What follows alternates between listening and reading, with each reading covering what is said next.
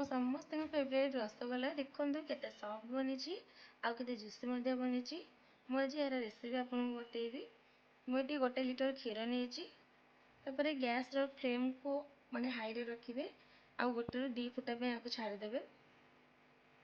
କ୍ଷୀରଟା ଏମିତି ଫୁଟିଲା ବେଳେ ଆକୁ ଏମିତି ଚାମଚରେ ଚଲଉଥିବେ ଆଉ ମନେ ରଖିବେ ଆମ କ୍ଷୀରରେ ଯେମିତି ସର ନ ପଡ଼େ, ନଚେତ ଆମର ଛେନାଟା ସଫ୍ଟ ହେବନି ଆଉ ରସଗୋଲା ବି ଭଲସେ ବନିପାରିବନି। ଏମିତି ୟାକୁ ଚଲଉଥିବେ। ଏପଟେ ଦେଖନ୍ତୁ ମୁଁ କ୍ଷୀର ଛିଣ୍ଡିବା ପାଇଁ ଲେମ୍ବୁ ନେଇଛି। ଆପଣ ଯଦି ଚାହିଁବେ ଭିନେଗାର ବି ନେଇପାରିବେ। ଏଥିରେ ଯେତିକି ଲେମ୍ବୁ ଥିବ ତାର 3 ଅଂଶ ଏଥିରେ ପାଣି ଦେବା।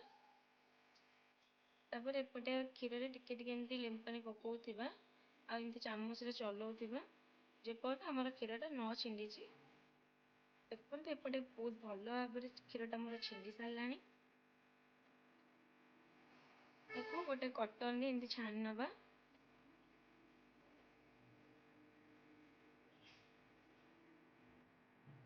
ତାପରେ ଏମିତି ଚିପୁଡ଼ିଲା ବେଳେ ଟିକେ କେୟାରଫୁଲି ଚିପୁଡ଼ିବେ, କାହିଁକିନା ଏଇଟା ବହୁତ ଗରମ ଥାଏ।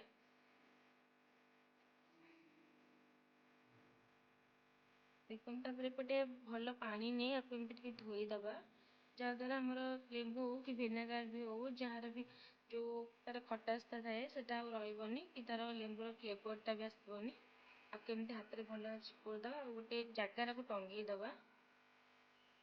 ଏପଟେ ଶିରା ବନେଇବା ପାଇଁ ମୁଁ 1 କପ୍ ଚିନି ନେଇଛି। ସେଥିରେ 5 କପ୍ ପାଣି ଦେଇଛି। ତାକୁ ଏମିତି ଚଲେଇ ଦେବା ଆଉ 4 ରୁ 5 ମିନିଟ୍ ଏମିତି ଫୁଟିବା ପାଇଁ ଛାଡ଼ିଦେବା। ଏଥିରେ 3ଟା ଗୁଜୁରାତି ମୁଁ ନେଇଛି। ଏପଟେ ଦେଖନ୍ତୁ ଆମର ଛେନାରୁ ଯେଉଁ ପାଣିଟା ଯାହା ବି ଥିଲା ସେ ସବୁ ବହୁତ ଭଲ ଭାବରେ ବାହାରି ସାରିଛି। ଦେଖନ୍ତୁ କେତେ ଭଲ ଭାବରେ ଏପଟେ ଭାଙ୍ଗି ଯାଉଛି ଏଇଟା। ଆଉ କ'ଣ କରିବା ନା ହାତରେ ପ୍ରେସ୍ ଦେଇ ହାଲକା ହାଲକା ଆକୁ ଏମିତି ଚକଟି ନେବା। ଗୋଟେ ରାଉଣ୍ଡ ଚକଟି ସାରିଲା ପରେ ଆକୁ ଏମିତି ଥାଳିଟାକୁ ଏମିତି ଓଲଟେଇ ଦେବା।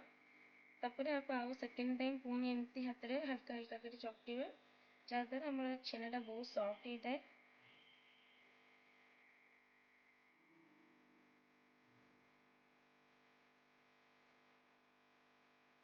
ଦେଖନ୍ତୁ ଆମର ଛେନାଟା ଏକାଠି ହେବା ଷ୍ଟାର୍ଟ ହେଇସାରିଲାଣି, କାହିଁକିନା ଆମର ଚକଟାଟା ବହୁତ ଭଲରେ ହେଇଯାଇଛି। ତ ମୋର ଏଠି 1 ଲିଟର କ୍ଷୀର, ସେଥିପାଇଁ ମୁଁ ଏଠି 1 ଚାମଚ କର୍ଣ୍ଣଫ୍ଲୋର ଆଡ୍ କରିଛି, ଯାହାଦ୍ୱାରା ଆମର ଛେନାଟା ଆଉ ଭାଙ୍ଗିବନି। କେମିତି ବହୁତ ଭଲ ଭାବରେ ଚକଟିକି ଆଉ ମିଶାଇ ଦେବେ। କେମିତି ରାଉଣ୍ଡ ରାଉଣ୍ଡ କରିକି ଆପଣ ଆପଣଙ୍କ ଲିମିଟ୍ ଅନୁସାରେ ଆକୁ ଛୋଟରୁ ବଡ଼ ସାଇଜ୍ର କରି ଗୋଲ ଗୋଲ କରିନେବେ।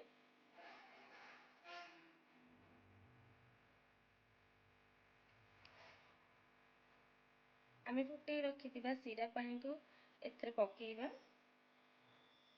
ଆକୁ 5 ରୁ 10 ମିନିଟ୍ ଏମିତି ଫୁଟିବା ପାଇଁ ଛାଡ଼ିଦେବେ। ଏମିତି ଚେକ୍ କରିବେ। ମଝିରେ ଚେକ୍ କରିସାରିଲା ପରେ ତାକୁ ପୁଣି ଆଉ 3 ରୁ 4 ମିନିଟ୍ ପୁଣି ଫୁଟିବା ପାଇଁ ଛାଡ଼ିଦେବେ। ଗ୍ୟାସର ଫ୍ଲେମ୍କୁ ତାପରେ ଅଫ୍ କରିଦେବେ। ଆପଣ ଯେକୌଣସି ବାଉଲ୍ ହଉ କିମ୍ବା ଯେକୌଣସି ପାତ୍ରକୁ ଆକୁ ଏମିତି କାଢ଼ି ନେବେ। ଏପଟେ ଦେଖଉଛି ମୋ ରସଗୋଲାଟା କେତେ ସଫ୍ଟ ହେଇଯାଇଛି। ଦେଖନ୍ତୁ। ତ ଯଦି ମୋ ଭିଡ଼ିଓଟା ଭଲ ଲାଗିଥାଏ ତାହେଲେ ଲାଇକ୍ ସେୟାର ସବସ୍କ୍ରାଇବ୍ କରିବେ। ଜୟ ଜଗନ୍ନାଥ।